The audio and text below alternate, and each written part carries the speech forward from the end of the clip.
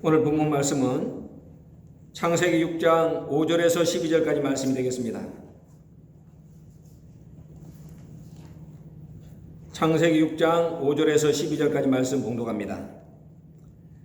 여호와께서 사람의 죄악이 세상에 관영함과 그 마음의 생각의 모든 계획이 항상 악할 뿐임을 보시고 땅 위에 사람 지으셨음을 한탄하사 마음에 근심하시고 가라사대 나의 창조한 사람을 내가 지면에서부터 쓸어버리되 사람으로부터 육축과 기는 것과 공중의 새까지 그러하리니 이는 내가 그것을 지었음을 한탄함이니라 하시니라. 그러나 노아는 여호와께 은혜를 입었더라. 노아의 사적은 이러하니라. 노아는 의인이요 당시에 완전한 자라. 그가 하나님과 동행하였으며 그가 세 아들을 낳았으니 셈과 함과 야벳이라. 때에 온 땅이 하나님 앞에 배려하여 강포가 땅에 충만한지라. 하나님이 보신즉 땅이 폐기하였으니 이는 땅에서 모든 혈육 있는 자의 행위가 폐기함이었더라. 이는 하나님의 말씀이니라. 아멘. 짐승 속에서 노아가 살아남은 법.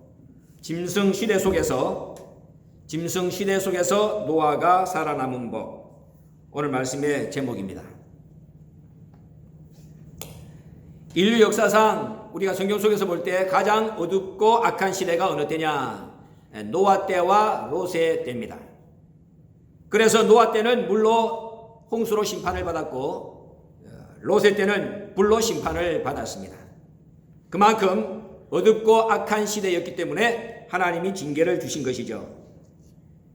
오늘 본문의 말씀을 봐도 노아 때의 실상을 성경은 정확하게 자세하게 기록하고 있습니다.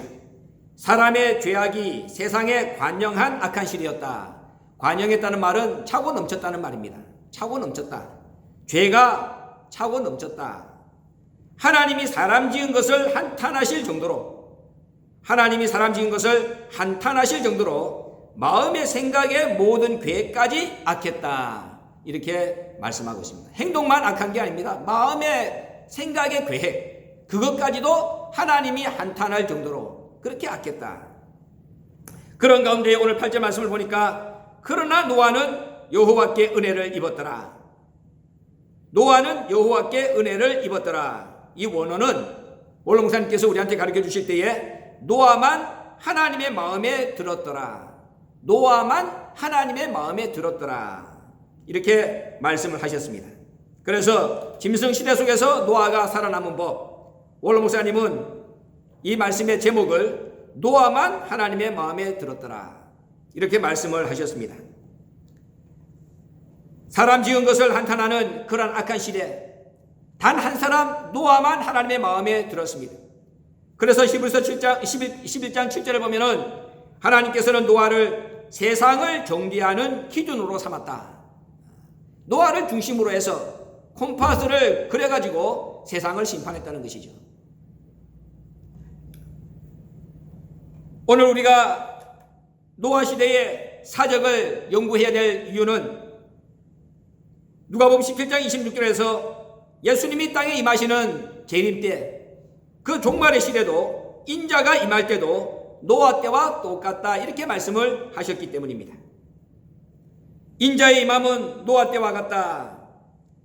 말세에도 하나님은 하나님의 마음에 드는 사람을 찾으신다는 뜻이죠. 그런데 누가복음 18장 8절에서 예수님 말씀하기를 그런 사람을 찾는 것이 쉽지 않다.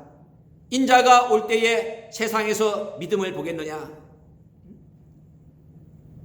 노아 때에 사람 지은 것을 한탄할 정도로 마음의 모든 생각까지도 계획까지도 악해서 하나님이 치를 떨던 그런 시대가 말세에도 이 땅에 전개되는데 노아처럼 하나님의 마음에 드는 사람 찾기가 어려운 시대가 오게 된다. 예수님은 누가복음 18장 8절에서 예언을 했습니다. 노아 때의 시대상은 우리가 구원받아야 되는 이 말세의 구원의 예표입니다. 악한 시대상이 똑같습니다. 하나님의 말씀을 외면하고 시집가고 장가가는 데 몰두하고 사고 팔고 집을 짓고 먹고 마시는 일에만 전념하게 된다. 영적인 것은 다 접어두고 육신적인 것에 치중하는 삶을 살게 된다. 노아 때와 똑같은 현실. 오늘 보세요. 점점 교회 숫자가 줄어들고 교회가 문을 닫고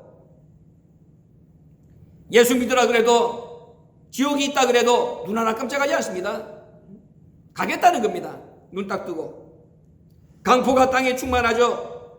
불법이 성행하는 깡패 같은 세상 쳐다본다고 해가지고 두드려 패고 눈도 못 맞추는 거야. 어른들이 젊은이들한테 말 제대로 못 겁니다. 옛날에는 담배 피우지 마라, 길에서 이게 뭐냐 간섭했죠. 요새는 간섭하면 매 맞습니다. 위아래가 없습니다. 완전히 세상이 짐승세상, 깡패 세상이 됐다.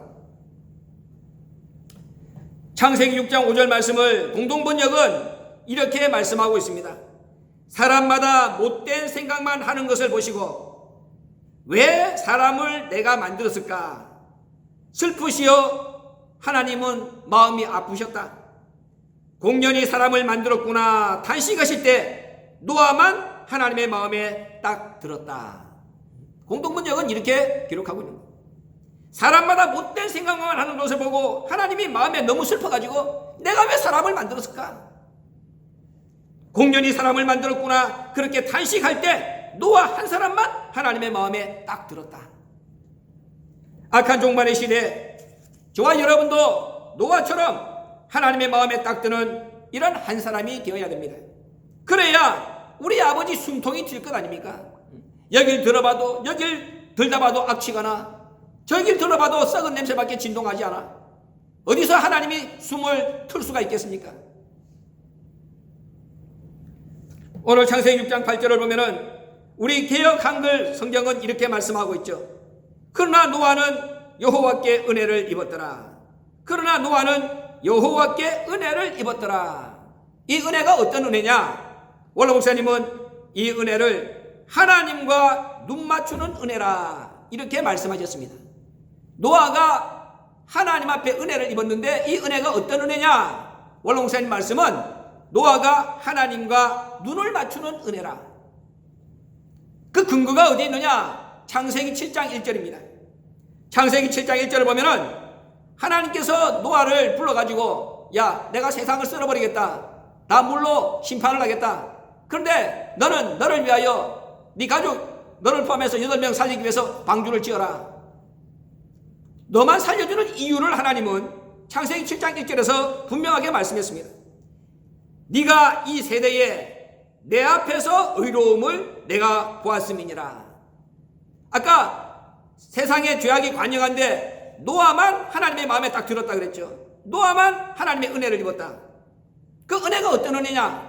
하나님과 눈 맞추는 은혜인데 하나님께서 노아에게 말씀하기를 네가 이 세대에 내 앞에서 의로움을 내가 보았느니라. 이 말씀을 원로 목사님은 풀어가지고 원어 있는 그대로 이렇게 우리한테 해석을 해줬습니다. 내가 너를 사랑하는 내 눈을 네가 발견한 것을 내가 보았음이라. 내가 너를 사랑하는 내 눈을 네가 발견한 것을 내가 보았다. 그래서 원로 목사님이 이것을 하나님과 눈 맞추는 은혜라. 하나님이 노아의 눈을 바라보니까는 노아의 눈 속에 하나님이 자기를 사랑한다는 것을 깨달은 것이 담겨 있는 거야. 그것이 노아가 하나님 앞에 받은 은혜입니다. 하나님과 눈 맞추는 은혜. 말세에 저와 여러분도 이런 은혜가 있어야 살아남을 수가 있다는 것이죠. 짐승시대 속에서 우리가 살아남을 수 있는 방법, 그것은 하나님과 노아처럼 눈 맞추는 은혜가 우리에게도 있어야 된다. 은혜라고 하는 것은 하나님의 선물이라고 에베소 2장 8절에서 사도 바울이 말씀했습니다. 은혜는 하나님의 선물입니다. 선물은 아무나 받는 것이 아닙니다. 썩은 악취가 진동하는 세계에서 은혜를 받아야, 선물을 받아야 마지막에 보따리를 풀어볼 수가 있다. 어떤 보따리냐? 말씀의 비밀의 보따리. 말씀의 비밀의 보따리. 썩은 악취가 진동하는 이 세상에서 은혜를 받고 선물을 받아야 선물은 마지막에 선물 보따리를 푸는 거 아닙니까? 그러니까 원로 목사님이 마지막에 보따리를 풀어가지고 말씀의 비밀을 알 수가 있다. 그것이 사는 길이다. 그래서 은혜를 받아야 된다는 것입니다. 말세에 살아남을 수 있는 은혜, 말세에 하나님의 비밀을 깨달을 수 있는 은혜, 그 은혜를 우리가 하나님 앞에 선물로 받아야 된다. 그것이 마지막 때의 짐승 속에서 우리가 살아남는 방법이 된다 말씀을 했습니다. 노아가 하나님 앞에 이러한 선물을 받게 된 원인은 크게 세 가지 이유 때문입니다. 그저 하나님이 노아한테 그냥 선물을 준 게 아니라 노아가 하나님 앞에 선물, 은혜라고 하는 선물을 받을 수 있는 믿음의 근거가 세 가지가 있었다는 것이죠. 그 첫째가 뭐냐? 노아는 히브리서 11장 7절을 보면은 아직 보지 못하는 일에 경고하심을 받았을 때에 믿음으로 경외함으로 방주를 예비했다. 하나님은 세상을 심판하기 전에 노아한테 찾아와가지고 방주를 지으라 그랬습니다. 원로 목사님은 노아가 방주를 지은 기간이 70년 내지는 80년이라, 그러니까 아직 보지 못하는 일은 70년 내지는 80년 뒤에 이 땅에 세상이 홍수로 덮이는 하나님의 심판이야. 그런데 그것을 보지 못했을 때에, 하나님이 경고를 했을 때에 노아는 믿음으로 두려운 마음으로 그 말씀을 받아서 방주를 예비했다. 이것이 하나님 앞에 선물을 받을 수 있는 첫 번째 이유가 되었다는 것입니다. 하나님의 말씀을 믿음으로 받았고 하나님의 말씀을 노아는 두려움으로 받았다, 그 뜻입니다. 이것은 아무나 할 수 있는 일이 아닙니다. 사도 바울은 디모데후서 3장 1절에서 말세에 고통하는 때에 이 세상 사람들의 심리가 어떻게 작용하는가에 대해서 정확하게 기록을 해놨습니다. 말세의 사람들은 자기를 사랑하고 자긍하고 교만하고 회방하고 감사치 않고 거룩하지 않고 사납고 선한 것을 좋아하지 않고 쾌락을 하나님 사랑하는 것보다 더한다. 그래서 말세를 살아가는 사람들이 고통을 당한다는 거예요. 한마디로 말하면 믿음으로 사는 사람이 없다는 겁니다. 믿음으로 사는 사람이 없어.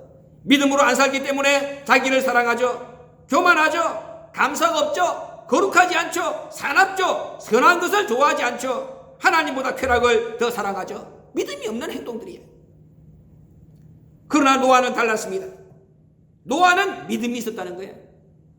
하나님이 나타나가지고 죄악이 관영한 세상 속에서 야, 앞으로 언제라는 말도 하지 않았습니다. 방주를 지어라. 그것이 몇 년 걸릴지도 몰라. 네가 대략 얼마 동안 고생해야 된다 가르쳐 주지도 않고 힌트도 안 줬습니다. 하나님이 세상을 쓸어버리겠다, 너는 너를 위하여 방주를 지어라, 이 말씀 한마디, 하나님이 세상을 심판한다는 그 두려운 말씀, 하나님이 사람을 지은 것을 한탄하실 정도로 죄악이 관영했다는 그 두려운 말씀, 그 말씀만 노아는 믿음으로 챙겼다는 거지. 다른 건 생각하지 않았다는 겁니다. 하나님은 그래서 노아한테 은혜라고 하는 선물을 주신 것입니다. 그렇다면 오늘 저와 여러분, 과연 말세를 살아가는 저와 여러분, 우리도 믿음이 있다고 자신할 수가 있느냐? 여러분, 정말로 믿음이 있다고 말할 수 있습니까?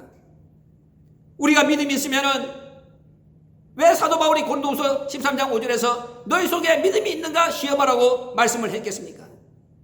자기 자신은 믿음이 있다고 믿는데 하나님 볼 때 아니라는 거예요. 예수님의 제자들 보세요.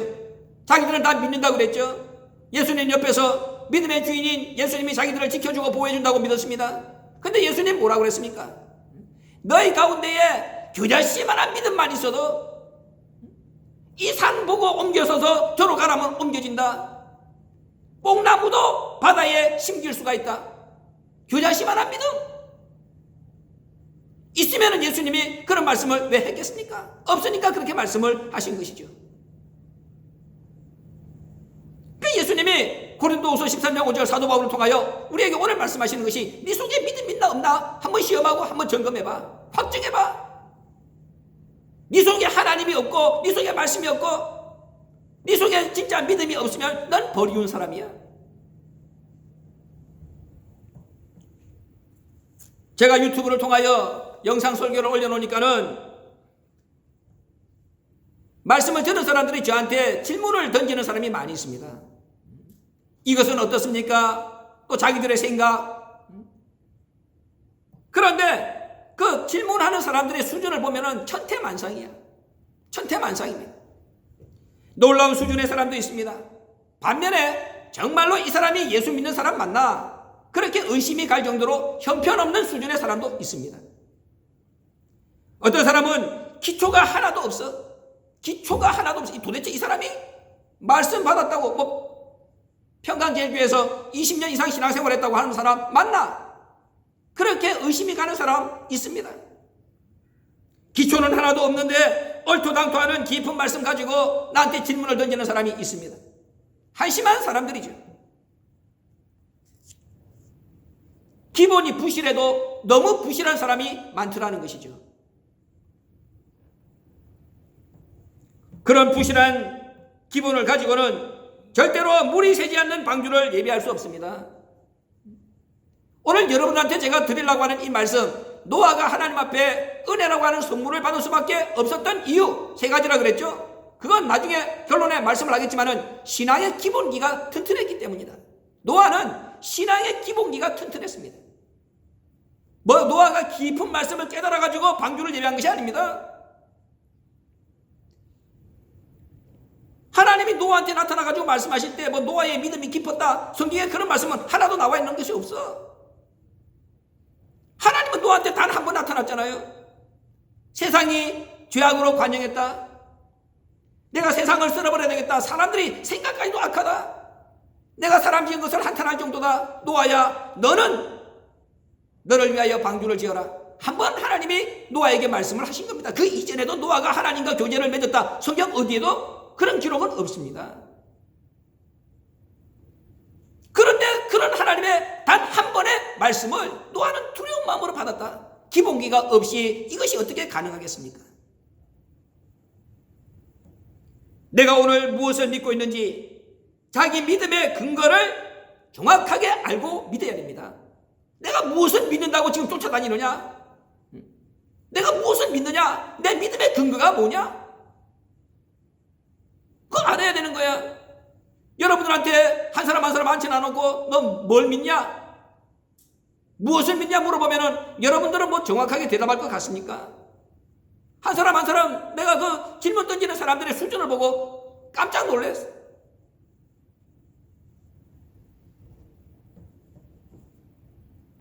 말씀을 들으면서 깊은 말씀 타령할 것이 아니라 정말로 내가 무엇을 믿고 있는지, 무엇에 내 믿음이 뿌리를 받고 있는지 자기 믿음의 근거를 자기 스스로가 정확하게 확증할 수 있는 그러한 수준은 돼야 됩니다.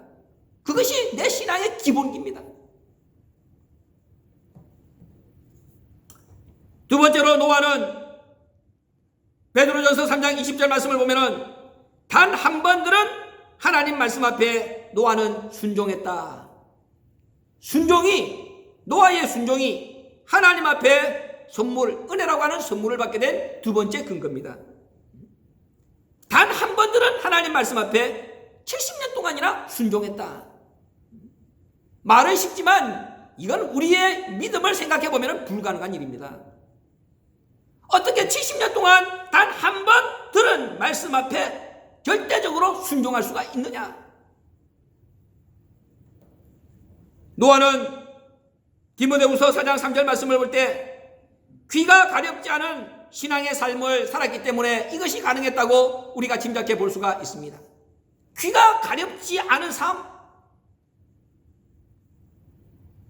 사도 바울은 디모데후서 4장 3절에서 말세에 우리가 신앙생활에서 실패하는 이유, 순종하지 못하게 되는 이유가 뭐냐? 귀가 가려워가지고 스성을 많이 두기 때문이라 이렇게 말씀했습니다. 이것도 맞는 것 같아. 근데 또 조금 있다가 누가 집적하는데 또 그것도 맞는 것 같아. 또 뒤에서 누가 뭐라고 얘기하는데 그것도 맞는 것 같다. 그러니까 여기도 쫓아가고 저기도 쫓아가고 하여튼 갈 수 있는 데는 다 쫓아가. 그러니까는 믿음의 정함이 없어. 그러니까 뭐에다가 순종이야 제대로 된 순종인지 알지 못해.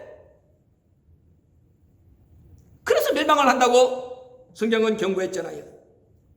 그러나 노아는 단 한 번 들은 말씀, 그 말씀이 두렵다, 그 말씀이 참이다, 그 말씀이 옳다, 거기에만 올인하면서 그 말씀 앞에 순종을 했다. 70년 동안. 노아가 하나님 앞에 보인 이 순종, 이것이 은혜라고 하는 선물을 받게 된 두 번째 근거입니다. 세 번째 근거는 베드로후서 3장 5절입니다. 노아는 이 세상 사람들이 다 경건하지 않게 살 때에 경건하게 의를 전파를 했다. 이렇게 성경은 말씀하고 있습니다. 비난과 조소와 조롱이 난무했죠. 그런데 그것과 맞서가지고 비난, 조소, 조롱에 맞서가지고 경건하게 의를 전파했다. 여기서 말하는 경건은 무엇이냐? 할 수 없는 것을 하는 것. 여러분들 옆에서 모든 사람들이 총동원돼가지고 여러분들 손가락질하면서 여러분들이 하는 일을 방해해봐. 70년 동안이나 여러분 그 일을 끝까지 추진해 나갈 자신 있습니까? 못해. 근데 노아는 그러지 않았다는 것입니다. 세상 사람들 전부 총동원돼가지고 자기 8식구를 공격하지만은, 그래서 할 수 없는 지경에 이르렀지만은 노아는 그 할 수 없는 상황 속에서도 비난과 조소와 조롱에 맞서서 자기가 해야 되는 일, 하나님께서 살라면은 방주를 짓고 방주 안에 들어와야 된다, 그렇게 전하라고 말씀한 그 내용 한 가지, 그 메시지를 힘을 다하여 전했다. 그것을 성경은 의를 전파했다. 경건하게 의를 전파했다, 이렇게 말씀하고 있는 것입니다. 이 행함, 남들이 믿지 않을 때 믿었고, 남들이 하나님을 만홀히 여길 때 하나님을 두렵게 섬겼고, 남들이 순종하지 않을 때 힘을 다하여 순종하고, 남들이 경건치 않게 살아갈 때에 경건하게 말씀을 붙잡았고, 남들이 육신적으로 살 때에 의를 전파하면서 산 것, 바로 이것이 노아가 하나님의 마음에 딱 들 수 있었던 이유가 된다.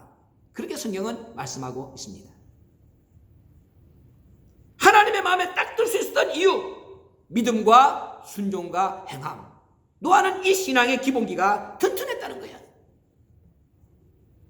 그래서 하나님 앞에 세상을 존귀하는 그런 기준점이 될 수가 있었다고 성경은 말씀하고 있습니다. 오늘 우리가 돌아봐야 하는 것도 각자 자기 신앙의 기본기입니다. 이것이 튼튼하고 이것이 견고해야 흔들리지 않습니다. 살아남을 수 있습니다. 신앙의 기본기가 튼튼해야 돼. 믿음과 순종과 행함이라고 하는 이 신앙의 기본기, 이것 갖고 구원받는 겁니다. 이것보다 깊은 말씀이 어디 있습니까? 아무리 깊은 말씀이면 뭐야, 내가 구원받지 못하는데. 자기가 무슨 말 하는지도 못하고, 자기가 지금 가지고 있는 말씀, 그 내용이 뭔지도 모르는 거 붙잡고 있으면 뭐합니까? 노아는 믿음과 순종과 행함이라고 하는 이 기본기 가지고 구원받은 거예요. 이사야 26장 3절을 보세요. 주께서 심지가 견고한 자를 평강에 평강으로 지키시리니 이는 그가 주를 의뢰함이니이다. 기본기가 튼튼하면 심지가 견고해. 흔들리지 않아. 누가 와서 찝쩍거리도 귀를 주지 않습니다. 마음을 빼앗기지 않아. 히브리서 3장 14절 보세요.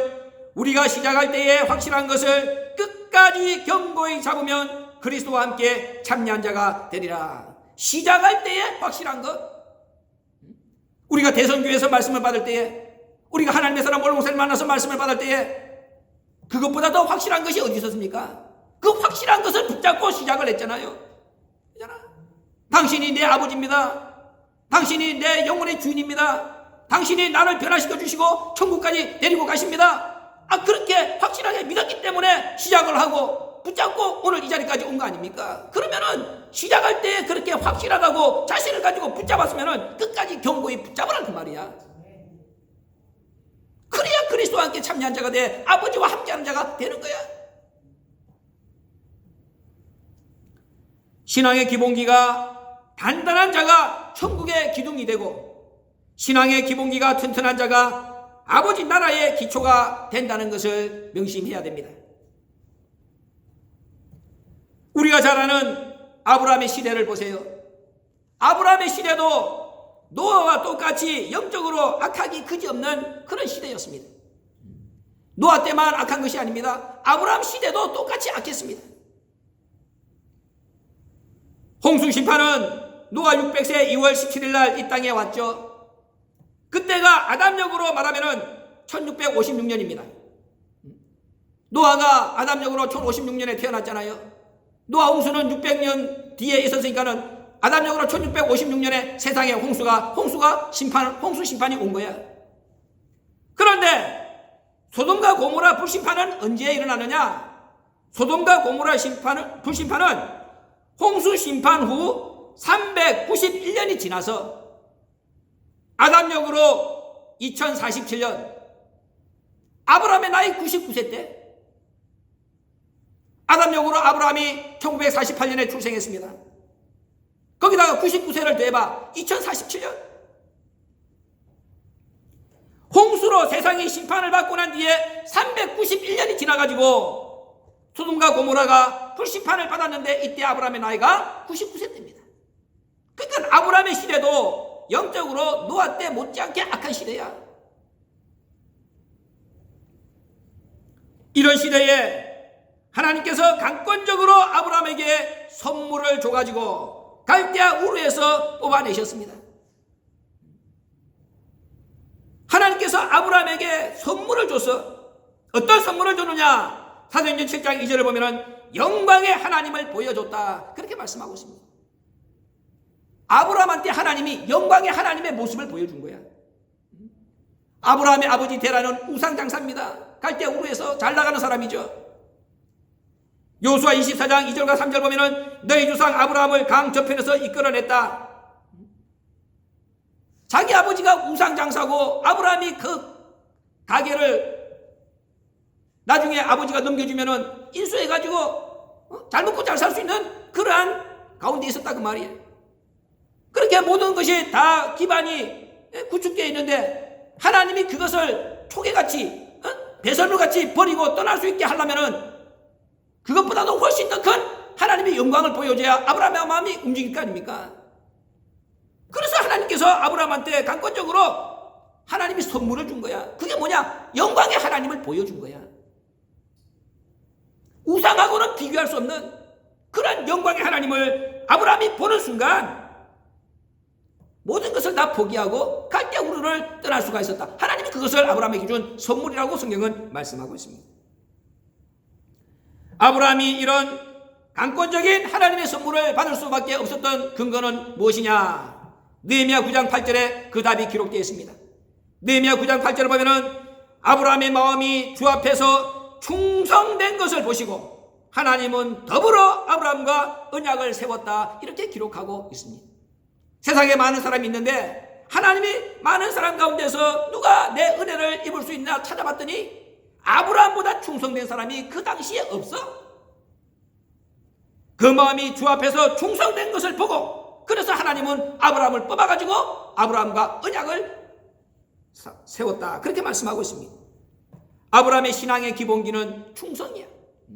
노아의 신앙의 기본기는 믿음, 순종, 행함이고 아브라함의 신앙의 기본기는 충성.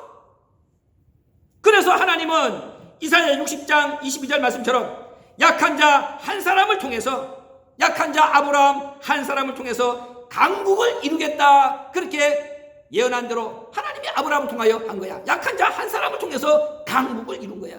강국, 강한 나라. 얼마나 강한 나라를 하나님이 만들었습니까? 로마서 4장 11절에 아브라함은 믿는 모든 자의 조상이라. 로마서 4장 12절에 아브라함은 할례자의 조상이라. 로마서 4장 16절에 아브라함은 우리 모든 사람의 조상이라. 로마서 4장 17절에 아브라함은 많은 민족의 조상이라. 아브라함한테 이 조상이라고 하는 단어가 네 번이나 붙어. 네 번이나. 믿는 모든 사람의 조상, 할례자의 조상, 우리 모든 사람의 조상, 많은 민족의 조상. 약한 자 아브라함 한 사람을 들어가지고 하나님은 이런 강국을 만든 거예요.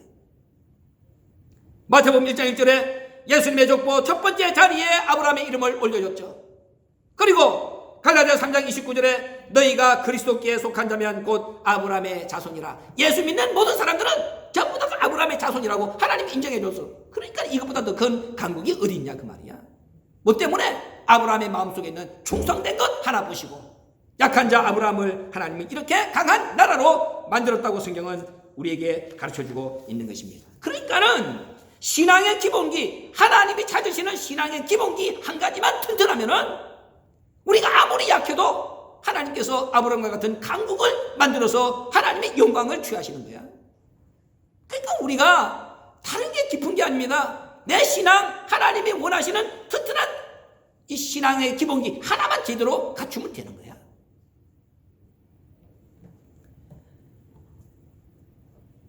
아브라함의 기본기가 충실하니까 하나님이 어떤 은혜를 아브라함에게 입혀줬느냐? 하나님은 아브라함을 따라다니면서 아브라함에게 은혜를 입혀줍니다. 하나님이 아브라함이 하나님 앞에 보인 것은 충성된 거 하나밖에 없어. 근데 그 충성된 것이 하나님 마음을 얼마나 흡족하게 했는지 하나님께서는 이 아브라함을 계속해서 따라다니면서 은혜를 입혀주시는데 어떤 은혜를 입혀줬느냐? 제단을 쌓는 은혜.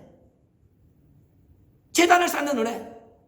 제단을 쌓으면은 뭘 얻습니까? 제단을 쌓을 때마다 하나님은 아브라함한테 계시를 줬어. 그러니까 제단을 쌓는 은혜는 계시받는 은혜야. 창세기 12장 7절, 창세기 12장 8절, 창세기 13장 4절, 창세기 13장 8절, 창세기 21장 33절 성경은 5군데나 아브라함이 가는 곳마다 단을 쌓았다. 하나님은 아브라함한테 가장 먼저 자기가 간 곳에서 제단을 쌓는 은혜를 주고 그 제단을 쌓는 은혜를 통해서 하나님의 계시를 받을 수 있도록 하나님께서는 아브라함에게 축복을 줬다고 성경은 말씀하고 있습니다. 히브리 11장 8절을 보세요. 아브라함은 하나님이 가라고 명령한 땅을 향하여 출발할 때에 갈 바를 알지 못하고 나갔다고 성경은 말씀하고 있습니다. 갈 바를 알지 못하고 떠났다. 그런데 아브라함은 가는 곳마다 제단을 쌓고 제단을 쌓는 곳에서 하나님의 계시를 받았습니다. 따라서 갈 바를 알지 못하고 갔다는 이 말은 틀린 말입니다. 몰랐지만 모르는 것이 아니죠. 하나님의 보이지 않는 계시가 아브라함을 인도했기 때문에 가장 확실하게 아브라함은 알고 떠났다고 말할 수가 있다는 것입니다. 아무것도 몰라? 아무것도 모르지만은 갈 때마다 하나님이 제단을 쌓게 했어. 제단을 쌓을 때마다 하나님이 계시를 줘. 그러면은 내가 오른쪽으로 가야 되겠구나. 하나님이 아브라함의 마음에 그런 감동을 줘. 그러면은 오른쪽으로 가면 바로 그것이 하나님이 이끌어 주시는 길인 거야. 그러니까는 모르고 갔다는 말이 그냥 문자적으로는 그렇게 갈 바를 알지 못하고 갔다. 아브라함이 제단을 만약에 안 샀다면은 그래서 하나님의 계시를 받지 않았다면은 정말 갈 바를 알지 못하고 갔다 이렇게 말하는 것이 맞지만은 아브라함 갈 바를 알지 못하면서 가는 곳마다 제단을 쌓고 제단을 쌓을 때마다 하나님의 계시를 받았으니까는 그것보다 더 확실하게 알고 간 아브라함의 길이 어딨냐 그 말이야. 이게 하나님의 은혜야. 하나님이 따라다니면서 아브라함을 따라다니면서 그렇게 은혜를 입혀줬다는 것입니다. 제단을 쌓는 은혜, 계시를 받는 은혜. 그래서 가장 확실하게 알고 떠날 수 있도록 하나님께서 아브라함의 눈을 뜨게 해줬다 그 말씀입니다. 이삭을 모리아산에서 바칠 때도 마찬가지입니다. 하나님께서 아브라함한테 미리 보는 은혜를 주셨습니다. 미리 보는 은혜. 무엇을 미리 보느냐? 히브리 11장 19절 보면은 저가 하나님이 능히 죽은 자 가운데서 다시 살리실 줄로 생각한지라. 하나님이 모리아산에서 아들 이삭을 바치라 그랬습니다. 300길을 걸어가지고 모리아산에 이르렀죠. 그래가지고 아들을 묶어놔놓고 칼을 빼가지고 아브라함은 주저하지 아니하고 그 칼로 아들의 목을 내리쳤습니다. 내리치려고 망설이는 게 아니야. 내리쳤어. 그때 천사가 나타나가지고 아브라함아 네 아들한테 그러지 말라 말렸잖아요. 내리치는 순간 그렇게 한 거야. 어떻게 이런 일이 가능하냐? 하나님께서 아브라함한테 미리 보는 은혜를 주신 거야. 뭘 미리 보겠느냐? 죽은 자 가운데서 이삭이 다시 살아나는 것을 봤다 그 말이야. 나이가 100살 돼가지고 자기 부인 나이가 90인데 경수가 끊어진 가운데서도 하나님이 이삭을 줬는데 없는 것도 있게 하시는 하나님인데 아니 있는 것 없게 했다가 다시 그것을 살리는 것 그게 뭐가 불가능하겠느냐? 아브라함은 하나님이 미리 그걸 보여준 거야. 죽은 자 가운데서 이삭이 다시 살아나는 것, 이삭을 다시 살려주는 것을 미리 보게 했어. 그러니까는 뭘 걱정하겠어? 보장이 안 됐으면 걱정하겠지만 보장됐는데 뭘 못해? 그래서 주저하지 아니하고 칼로 이삭의 목을 내리칠 수가 있었다고 성경은 말씀하고 있습니다. 하나님께서 미리 보는 은혜를 아브라함한테 주신 거예요. 이런 짐승시대에서 노아나 아브라함은 이런 은혜를 받았기 때문에 하나님의 선물을 받았기 때문에 살아남을 수가 있었다는 것입니다. 그렇다면 말세를 살아가는 저와 여러분도 은혜가 있어야 됩니다. 짐승시대에 우리에게 필요한 것은 은혜밖에 없다고 성경은 분명하게 말씀하고 있습니다. 은혜는 우리의 생사 여탈권을 주장하는 좌표가 됩니다. 내가 죽고 사는 것을 결정하는 좌표. 그게 은혜야. 은혜가 있으면 살고 은혜가 없으면 죽는다는 것입니다. 빌립보 1장 29절 말씀을 보면은 우리에게 하나님께서 은혜를 주시는 것은 잘 믿게 하기 위해서, 하나님께서 우리에게 은혜를 주시는 것은 고난도 우리가 통과하게 하기 위해서. 그러니까 믿는 것도 고난도 전부 다가 은혜의 힘으로 극복할 수 있는 거예요. 그러니까는 은혜가 있으면 살고 은혜가 없으면 죽는다. 짐승시대에서 우리가 살아남을 수 있는 것은 은혜밖에 없다. 성경이 말씀하시는 결론입니다. 신앙의 기본기가 튼튼하면 은혜의 효과도 배가 된다라고 성경은 분명하게 말씀했습니다. 신앙의 기본기가 튼튼하면 은혜의 효과가 배가 되는 건 배가. 이런 은혜의 근본, 이런 은혜의 근원지, 이런 은혜의 출발점이 예수님입니다. 요한복음 1장 14절 보세요. 말씀이 육신이 되어 우리 가운데 거하시는데 우리가 그 영광을 보니 아버지의 독생자의 영광이요 은혜와 진리가 충만하더라. 초림하신 예수님, 예수님 자체가 은혜야. 요한복음 1장 17절 율법은 모세로 말미암아 주신 것이고 은혜와 진리는 예수 그리스도로 말미암아 온 것이라. 철저하게 예수 중심, 철저하게 말씀 중심의 삶을 살 때에 이 은혜의 근본, 은혜의 근원지, 은혜의 출발점 예수님이 우리에게 은혜를 주십니다. 예수를 떠난 은혜는 없습니다. 예수 바깥의 은혜는 은혜가 아닙니다. 따라서 우리는 은혜 받는 자리에 절대로 빠지면 안 됩니다. 은혜를 받되 지각생이 돼도 안 된다고 성경은 말씀합니다. 요한복음 20장 26절에 도마는 8일 동안 지각했어. 다른 제자들은 예수님 부활한 걸 다 봤는데 자기 혼자만 빠졌다가 8일 지각해가지고 두 번째 나타나신 예수님을 통하여 은혜를 받잖아요. 이런 자가 되면 안 된다는 것입니다. 초림하신 예수님이 은혜 자체였듯이 재림하시는 예수님도 이 땅에 은혜로 임하신다고 성경은 말씀했습니다. 베드로전서 1장 13절 말씀 보면은 예수 그리스도에 나타나실 때에 너희에게 가져올 은혜를 온전히 바랄지어다. 예수님이 이 땅에 두 번째 나타나실 때, 재림하실 때도 우리에게 가져올 은혜를 가지고 오시기 때문에 그 은혜를 온전히 바라라. 이렇게 말씀을 했습니다. 우리에게 가져올 마지막 은혜, 이것은 은혜 위의 은혜, 재림의 은혜입니다. 요한복음 1장 16절 보세요. 은혜 위의 은혜. 은혜가 예수님이잖아. 그 예수님 은혜 위의 은혜니까는, 은혜 위의 은혜니까는, 예수님 은혜 위에 또 은혜니까는 재림의 은혜. 아버지 은혜가 바로 이 은혜야. 예수님이 은혜인데 그 은혜 위의 은혜니까는 아들 위의 아버지 은혜 아니야. 그러니까 은혜 위의 은혜는 아버지 은혜, 마지막 은혜, 재림의 은혜. 이 은혜가 왜 중요하냐? 이 은혜를 받아야 아버지 품에 안기기 때문입니다. 누가복음 16장 22절 말씀 보세요. 부자와 나사로가 있었는데 거지 나사로가 죽어서 누구 품에 안겼습니까? 하나님 품에 안겼다고 말씀하고 있지 않습니다. 누구 품에 안겼다고 그랬습니까? 아버지 아브라함의 품에 나사로가 안겼다. 아버지 아브라함의 품에 나사로가 안겼습니다. 그래서 우리 보고 하나님이 말씀하기를 마지막 은혜, 은혜 위의 은혜, 재림의 은혜, 아버지 은혜, 이 아버지 은혜를 받아야만 나사로처럼 아버지 품에 안긴다고 말씀하고 있는 것입니다. 아버지 마음에 딱 드는 노아 같은 한 사람, 그 사람은 나사로처럼 아버지 은혜를 입은 사람을 가리킵니다. 아버지는 오늘 이런 사람을 찾으십니다. 인자가 임할 때에 세상에서 믿음을 보겠느냐?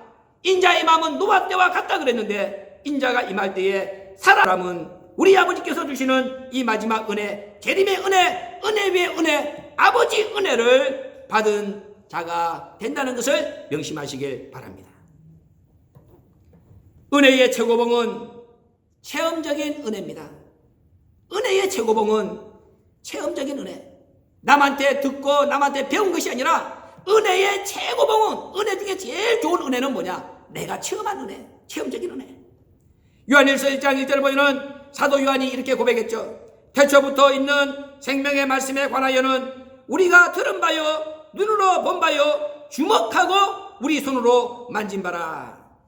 사도 요한은 태초부터 있는 생명의 말씀, 은혜에 대해서 자기가 들었고 눈으로 봤고 그 다음에 주목했고 그 다음에 손으로 만지기까지 했다. 가장 확실한 체험적인 은혜를 가지고 있다고 자랑을 하고 있습니다. 사도 요한이 받은 은혜가 바로 체험적인 은혜입니다. 이 은혜를 받아야 죽지 않고 살아서 죽음을 보지 않고 변화의 자리까지 갈 수가 있습니다. 요한복음 21장 22절 보세요.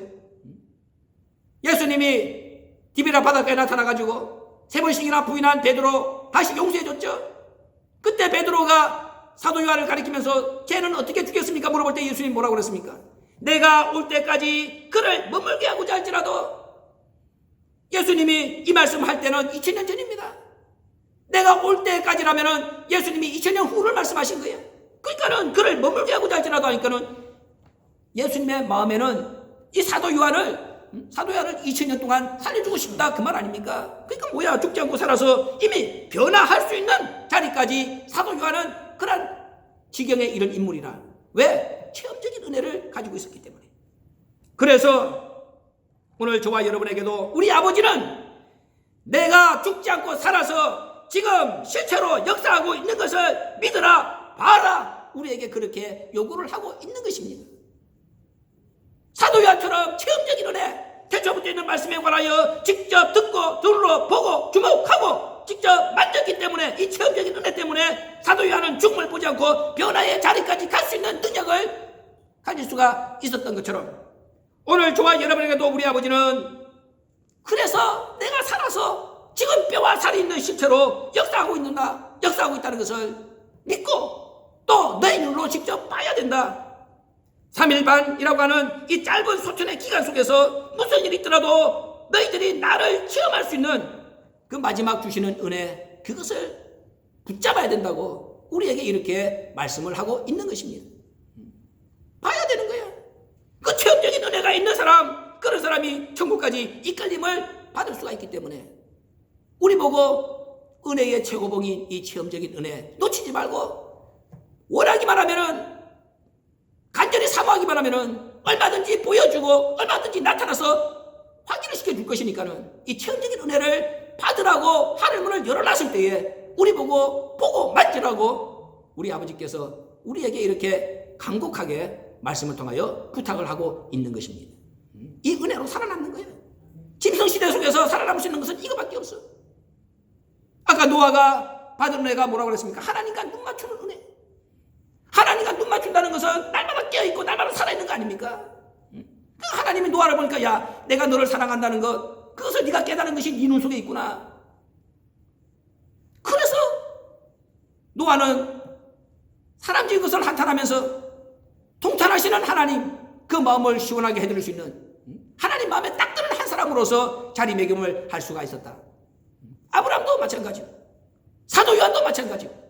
그렇다면 오늘 우리도 그런 체험적인 은혜를 통해서 우리 아버지께서 찾으시는, 누가 오늘 내 은혜를 입을 것이냐 물으실 때에 주저하지 아니하고 달려나가서 그 은혜를 자신의 것으로 만드는 그러한 살아있는 응답자가 되어야 됩니다.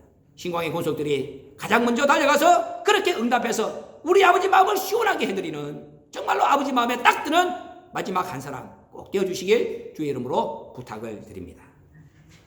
고마우신 아버지 감사합니다. 마지막 짐승시대를 살아가고 있는 우리들에게 노아처럼 살아남을 수 있는 근거를 이 시간에 가르쳐 주시니 진심으로 감사합니다. 우리에게도 체험적인 은혜가 넘치게 하여 주시옵소서. 그 은혜의 힘으로 우리도 아버지 마음에 딱 드는 한 사람으로 우리 아버지 가슴 속에 자리매김할 수 있도록 축복해 주시옵소서. 예수님의 이름으로 감사기도 올려옵나이다.